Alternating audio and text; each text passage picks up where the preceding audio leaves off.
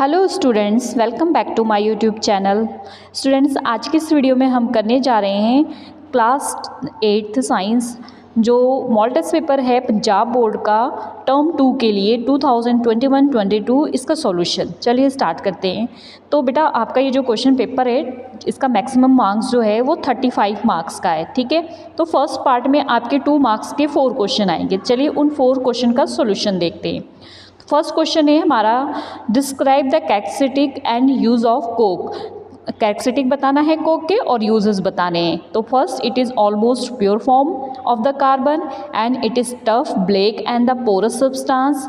मतलब क्या है कि ऑलमोस्ट प्योर फॉर्म में होता है। कैसा होता है ये? बहुत टफ होता है और ब्लैक कलर का और पोरस में छेद वाला होता है। It is made by heating coal in the absence of air. ये कैसे बनता है? ये जो है कोल को एयर की एब्सेंस में हीट करने पर बनता है। It burn without producing any smoke. मतलब इससे धुआं प्रोड्यूस नहीं होता है जब इसको जलाया जाता है। नेक्स्ट देखते हैं इसके uses. Coke is used in the manufacturing of steel. Steel के मैन्युफैक्चरिंग में कोक का यूज़ किया जाता है। It is used in the extraction of the many metals. जब मेटल को ज़मीन के नीचे से निकाला जाता है ना, तो उसमें बहुत सारी इम्प्योरिटीज़ होती है, तो उसको एक्सट्रैक्ट करने के लिए भी इसका यूज़ किया जाता है। It is used as a fuel. इसका फ्यूल के रूप में भी यूज़ किया जाता है। नेक्स्ट क्वेश्चन देखते हैं। Question number 2, list sources of noise pollution in your surrounding. अपने आसपास जो नॉइज़ पोल्यूशन फैलाते हैं उनके बारे में आपने लिखना है, उनकी लिस्ट बनानी है। तो फर्स्ट है बस्टिंग ऑफ क्रैकर्स, सेकंड है लाउड स्पीकर हाई वॉल्यूम में, किचन के अप्लायंसेस लाइक हैंड मिक्सर, है ना, इलेक्ट्रॉनिक अप्लायंसेस जैसे कि टीवी, उसके बाद बार्किंग ऑफ डॉग, कुत्ते जब भौंकते हैं, तो ये सारे क्या होते हैं? नॉइज़ पोल्यूशन का कारण है, ठीक है। चलिए, prepare a list of the object around you that are the electroplated. आपने ऑब्जेक्ट की लिस्ट बनानी है जो कि इलेक्ट्रोप्लेटेड किए जाते हैं, ठीक है। तो वो कौन से ऑब्जेक्ट हैं? इलेक्ट्रोप्लेटेड मीन्स एक मेटल के ऊपर दूसरे मेटल की लेयर चढ़ानी। तो जैसे कि पॉट ऑफ मेटल्स होते हैं, उसके बाद बाथ टैप है, ऑर्नामेंट मतलब जो गहने होते हैं, रिम ऑफ व्हीकल्स, व्हीकल में चारों तरफ रिम लगी होती है ना पहिए की, ठीक है, handle bar of the cycle and motorcycle, kitchen gas burner, bottom of cooking utensils, handles of door, can, artificial jewellery और बहुत सारे आइटम हैं जो कि इलेक्ट्रोप्लेटेड होते हैं। मतलब एक मेटल के ऊपर दूसरे मेटल की लेयर चढ़ा देते हैं कि जो मेटल होते हैं, जैसे लोहा बहुत जल्दी ख़राब हो जाता है, करोड हो जाता है, जंग लग जाता है, तो उस पर जिंक वगैरह की लेयर चढ़ा दो तो जल्दी से ख़राब नहीं होता है, ठीक है। नेक्स्ट है name two object other than the planet which are the members of the solar system. 2 object के नाम बताना है जो कि सोलर सिस्टम के मेंबर के अलावा हैं। कौन से हैं? एस्ट्रॉइड्स और मेटियोर। ये जो है सोलर सिस्टम के अदर हैं, जो भी प्लैनेट है वो सोलर सिस्टम के उससे अलग है। नेक्स्ट पार्ट डी में आपका आ जाता है 3 मार्क्स के 5 क्वेश्चन आएंगे, ठीक है। तो फर्स्ट क्वेश्चन करते हैं। Rana wants to buy shirt for the summer. Rana जो है समर के लिए क्या कर चाहता है? शर्ट खरीदना चाहता है। Should he buy cotton shirt और shirt made from the synthetic material? Advise Rana, give your reason. अब आप बताओ कि उसको कॉटन की शर्ट लेनी चाहिए या फिर सिंथेटिक की। तो Rana is advise to the buy the cotton shirt of the summer. जो क्या करेंगे हम? राना को क्या एडवाइस करेंगे? समर में कॉटन की शर्ट को एडवाइस करेंगे। बिकॉज क्यों? क्योंकि cotton observe the sweat and the pores. जो कॉटन होता है ना, वो पसीने को क्या करता है? अपनी तरफ खींच लेता है, एब्जॉर्ब कर लेता है ना। अलाउ इजी इवेपोरेशन, और आसानी से उसको इवेपोरेट मीन्स हमारी बॉडी से भाप बना के अलग कर देना, ठीक है। और इवेपोरेशन से क्या होता है? हमें ठंडक महसूस होती है। तो इसलिए सिंथेटिक फाइबर जो है वो एब्जॉर्ब नहीं करती है पसीना, ठीक है। इसलिए सिंथेटिक फाइबर हमारे लिए कंफर्टेबल नहीं होता है। तो हम उसको क्या एडवाइस करेंगे? कॉटन की शर्ट। नेक्स्ट क्वेश्चन है क्वेश्चन नंबर 2, ए पेंडुलम ऑसिलेटेड 40 टाइम्स। एक पेंडुलम जो है वो 40 टाइम ऑसिलेट कर रहा है 4 सेकेंड में। Find its time period and frequency. उसकी टाइम पीरियड और फ्रीक्वेंसी पता करना है। तो सबसे पहले आपको पता होना चाहिए कि ऑसिलेशन क्या होता है, टाइम पीरियड अगर हम टाइम पीरियड को बात करें, टाइम पीरियड, ठीक है, यहाँ पे आपको अगर टाइम पीरियड और फ्रीक्वेंसी पता होनी चाहिए। तो टाइम पीरियड मीन्स क्या होता है, time required to complete one oscillation, एक ऑसिलेशन को कंप्लीट करने में जो टाइम लगता है, मीन्स यहाँ से यहाँ, यहाँ से यहाँ, मतलब ये जो एक चक्कर लगाने में जो टाइम लगता है उसे क्या बोलते हैं, टाइम पीरियड। फ्रीक्वेंसी क्या होता है, नंबर ऑफ ऑसिलेशन, मीन्स जैसे ये कोई है हमारे पास और उसको हम यहाँ से यहाँ, यहाँ से यहाँ ऑब्जेक्ट है करें और ये क्या करे, यहाँ से यहाँ, मतलब एक बार यहाँ गया एक बार यहाँ, ये नंबर ऑफ ऑसिलेशन, 1 2 3 4, बात समझ आ गई ना। इस तरीके से नंबर ऑफ ऑसिलेशन। टाइम हमारे पास है 4 सेकेंड। टाइम पीरियड का फॉर्मूला होता है time taken upon number of oscillation. Time taken हमारे पास कितना है, यहाँ पर हमारे पास दिया है 4 सेकेंड, तो 4 लिख दिया, ठीक है। और जो है हमारे पास उसके बाद नंबर ऑफ ऑसिलेशन कितना है 40, तो इसके नीचे हमने क्या लिख दिया 40, ठीक है। अब क्या करेंगे, इसको 4 को अगर हम 40 से डिवाइड करेंगे तो क्या आ जाएगा, देखो 4 से 4 कैंसिल होके तो 1 आ गया, ठीक है। अगर नीचे 10 है आपके तो हम क्या करते हैं, एक 0 लगा देते हैं। तो यहाँ से जो है मैं एक डिजिट के बाद पॉइंट लगाऊंगी, तो 1 है उसके बाद पॉइंट लगाएंगे तो क्या आ जाएगा 0.1। नहीं तो इजीली डिवाइड कर लो आप, अगर नहीं आता है तो 40 से अगर डिवाइड करोगे तो डिवाइड नहीं हो रहा तो 0, उसके बाद पॉइंट लगा के यहाँ 0 लगा दिया तो 40। अब यहाँ पर भी बन गया आपका 40, तो ये 40 1 जा 40, क्लियर है ना। तो यहाँ क्या आ गया 4/40। अब फ्रीक्वेंसी पता करना है, number of oscillation upon time taken. Number of oscillation 40 है, टाइम टेकन 4 है, कटिंग कर दो कितना आ गया 10, ठीक है। फ्रीक्वेंसी हर्ट्ज में होती है इसलिए 10 हर्ट्ज लिखना है, टाइम सेकेंड में होता है इसलिए 0.1 सेकेंड लिखना है। नेक्स्ट क्वेश्चन है, suggest 3 measure to protect our self from the lightning. Lightning से अपने आप को प्रोटेक्ट करने के लिए 3 मेजर बताने हैं। स्टे इंडोर और अंडर कवर एरिया, हमें घर के अंदर होना चाहिए और एरिया कवर होना चाहिए। And don't take bath during lightning, lightning के टाइम में नहाना नहीं चाहिए। Avoid any contact with running water, और चलते हुए पानी को अवॉइड करना चाहिए। We must not use TV और फ़ोन ड्यूरिंग लाइटिंग, लाइटिंग के टाइम टीवी और फ़ोन का भी यूज़ नहीं करना चाहिए। Next question number 4, What is a constellation? Name any 2 constellation. Constellation क्या होता है, The forming of a group of star in a recognizable shape, ठीक है, is called constellation. जब क्या होता है, स्टार्स अपने एक शेप में क्या होते हैं, रिकॉग्नाइज हो जाते हैं, उन्हें क्या बोलते हैं, constellation. For example Ursa Major, उसको ग्रेट बियर भी कहते हैं, Orion, Leo major etcetera.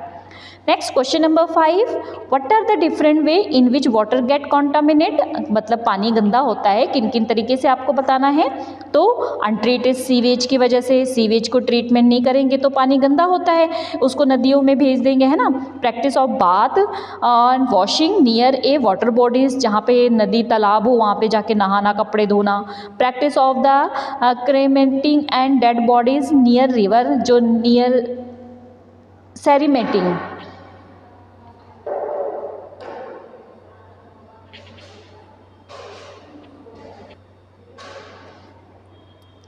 Next है question number 5, what are the different way in which water get contaminate. Water contaminant होता है डिफरेंट वे से, किस वे से हमें बताना है। एक तो सीवेज का ट्रीटमेंट नहीं होता है, ठीक है, इससे भी वाटर कॉन्टामिनेंट होता है, ख़राब होता है, गंदा होता है। अगर नदियों तालाबों के पास, वाटर बॉडी के पास हम नहाएंगे, या फिर कई बार डेड बॉडीज़ नदियों वगैरह में डाल दी जाती है ऑयल वगैरह की वजह से, ठीक है। केमिकल जो होता है फैक्ट्रियों से वेस्ट उसको डाला जाता है, और एग्रीकल्चर जो वेस्ट होता है पानी के थ्रू जाता है नदियों तालाबों में, ठीक है।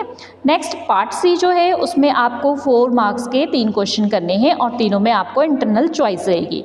तो चलिए पहला क्वेश्चन सॉल्व करते हैं। Explain the process of formation of petroleum. Formation of petroleum का एक्सप्लेन करना है, बहुत इंपॉर्टेंट क्वेश्चन है ये दोनों, एक के आने के चांस बहुत हैं आपके एग्जाम में। Petroleum was formed from the organism living in the C.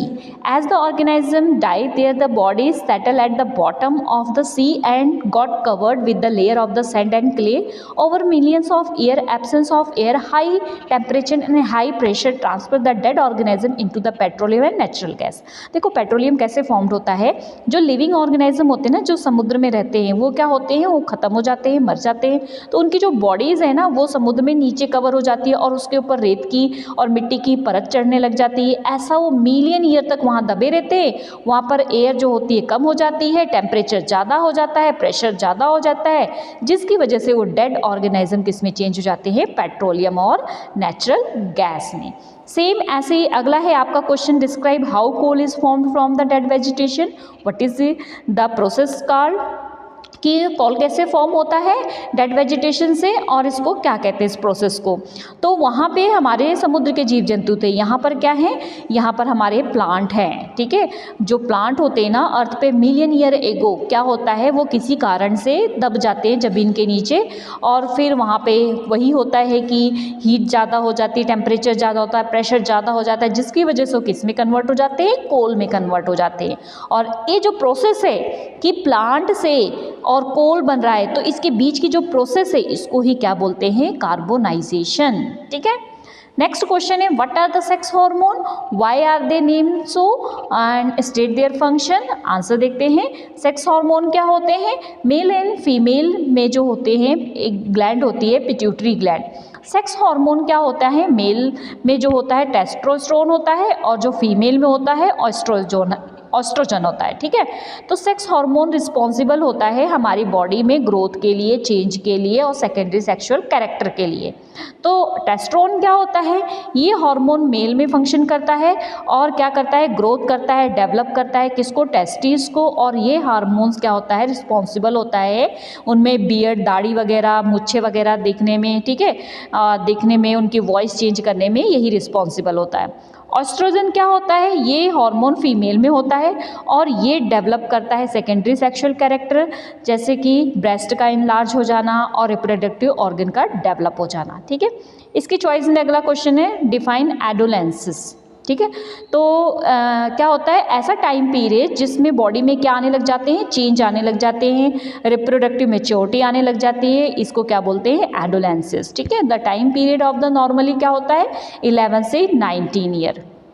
Next question है, इसी का बी है, मतलब इसमें आपको 2 क्वेश्चन करने हैं, फिर आपको मिलेंगे 4 मार्क्स। व्हाट इज मेंस्ट्रुएशन, जो फीमेल में होता है ओवा और एग 10 से 12 साल में बनने लग जाता है, ठीक है। जब वो रिलीज़ होता है तो कितने दिनों में रिलीज़ होता है, 28 से 30 डेज़ में रिलीज़ होता है, ठीक है। तो कई बार क्या होता है, ये क्या होता है, ब्लड के थ्रू बाहर आ जाता है, इसको पीरियड बोलते हैं, ठीक है। जब यूट्रस की वॉल क्या हो जाती है, थिक हो जाती है, अगर वो क्या हुआ, बाहर नहीं आया, अगर वो जो एग रिलीज़ हुआ वो फर्टिल हो गया तो यूट्रस की वॉल थिक हो जाती है, ठीक है।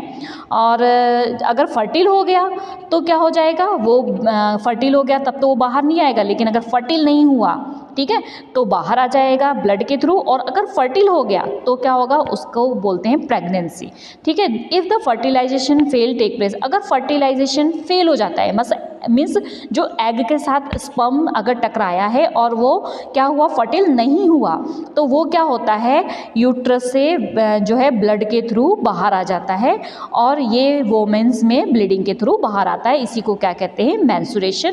और ये 28 से 30 दिन में होता है। बात समझ में आई। जो फीमेल में एग रिलीज होता है तो वो क्या होता है, 10 to 12 ईयर में ही स्टार्ट हो जाता है, ठीक है।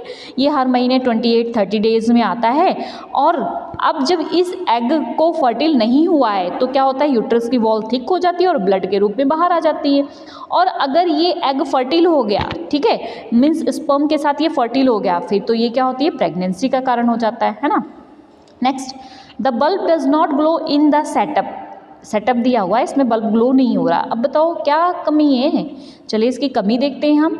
क्या हो सकता है कमी, कि लिक्विड जो है बीकर में वो नॉट कंडक्टिंग हो, मीन्स इलेक्ट्रिसिटी नहीं जाती हो, ठीक है। Electric current would not able to pass through them, इसलिए इलेक्ट्रिक करंट पास नहीं हो रहा, सर्किट कंप्लीट नहीं हो।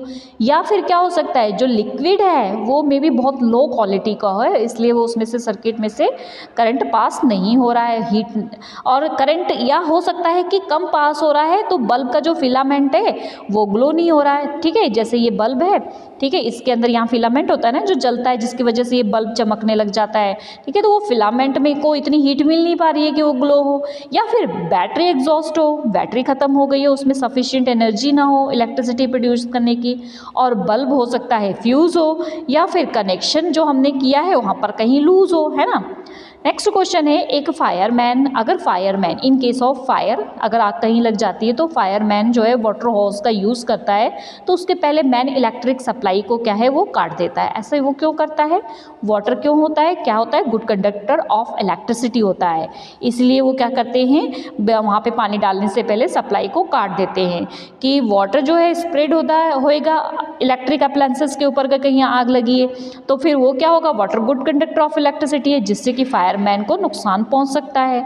ठीक है, और फायरमैन जो है इसलिए क्या करता है, इलेक्ट्रिक सप्लाई को शट ऑफ कर देता है, उसके बाद पानी डालता है। ओके स्टूडेंट्स, ये सारे क्वेश्चंस कंप्लीट हो गए। आई होप आपको समझ आ गए। तो प्लीज़ वीडियो को लाइक और चैनल को सब्सक्राइब जरूर करना। मिलते हैं नेक्स्ट वीडियो में। Bye bye.